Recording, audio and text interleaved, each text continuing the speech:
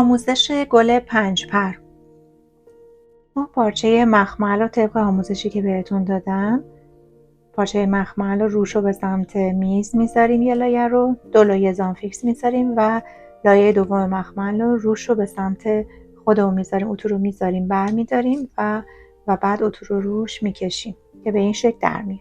الگوی این گل رو روی این پارچه قرار میدیم، با خودکار حرارتی دورش رو میکشیم و با قیچی در میاریم و بعد دورش رو با فندک لبسوزی میکنیم که به این شکل در میاد. من با پارچه تور یا شما با پارچه حریر هم میتونید برای اینکه یه حالت فانتزی بهش بدیم اینو در بیاریم. میتونید این قسمت رو حذف بکنید. خب میریم برای اتو کشی این گلبرگ ها.